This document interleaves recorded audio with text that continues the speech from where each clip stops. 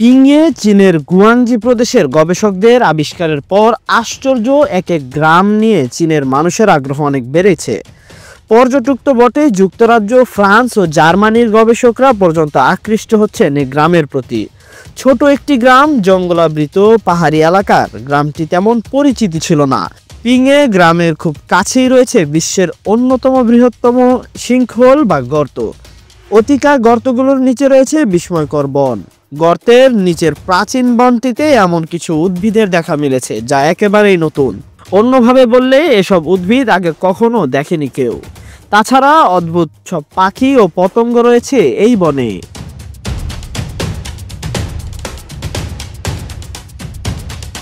স্থানীয়ভাবে তিয়ানকেং নামে পরিচিত এসব গর্তকে অনেকে স্বর্গীয় গর্ত মনে করে।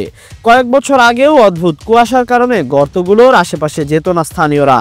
ভাবতো সেখানে ভয়ঙ্কর সব রাক্ষস আর ভূতের বাস।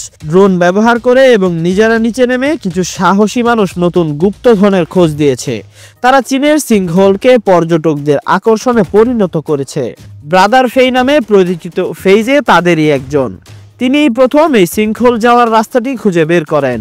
পরে যুক্ত হন গবেষকরা। এখন প্রতি বছর অনেক পর্যটক পিংয়ে গ্রামের এই সিঙ্কহোল ও স্বর্গের রাস্তা দেখতে যাচ্ছে।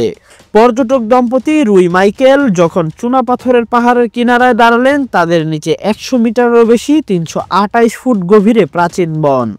সেখানে গাছপালা ও প্রাণীদের হারিয়ে যাওয়া জগৎ। তাদের নজরে এলো কিছু পাতাযুক্ত গাছের শীর্ষ।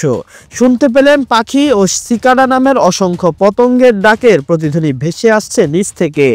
গর্তের ভেতরে নামার আগে খাদের দিকে তাকিয়ে 25 বছর বয়সী রুই বলেছিলেন, আমি আগে কখনো এই ধরনের কাজ করিনি।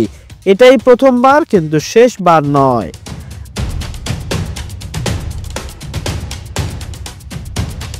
ফেইজে বলেছিলেন, গর্তের ভেতরে প্রতিটি ছোট পাথর উচ্চ শব্দ ও প্রতিধ্বনি সৃষ্টি করে। সেখানে বাতাস, বৃষ্টি, এমনকি কম মাত্রার ঘূর্ণিঝড়ও হয়। প্রথমে আমরা ভয় পেয়েছিলাম। এই অভিযাত্রী যখন বিজ্ঞানীদের সাইটে নিয়ে এসেছিলেন, তখনই তারা বুঝতে পেরেছিলেন যে সিঙ্কহোলগুলো কতটা অনন্য। তিনি বলছিলেন, বিশেষজ্ঞরা অবাক হয়েছিলেন। তারা নতুন উদ্ভিদ খুঁজে পান এবং আমাদের জানিয়েছেন তারা কয়েক দশক ধরে গবেষণায় যুক্ত থাকলেও উদ্ভিদের এই প্রজাতিগুলো কখনো দেখেননি। তারা খুব উত্তেজিত ছিলেন। আমরা বিশ্বাস করতে পারিনি যে আমরা এমন কিছু পেয়েছি যা আমাদের কাছেই গুপ্তধন হিসেবে ছিল। বিজ্ঞানীরা তাদের আবিষ্কারের তথ্য জার্নালে প্রকাশ করেছেন। এই আবিষ্কারের কথা ছড়িয়ে পড়ায় অন্যরাও সিঙ্কহোলগুলো নিয়ে গবেষণা করতে এসেছে। ফেই বলেন, গত 10 বছরে যুক্তরাজ্য, ফ্রান্স ও জার্মানি থেকে অভিযাত্রীরা এখানে এসেছেন। Tahsin Ahmed, BD archive.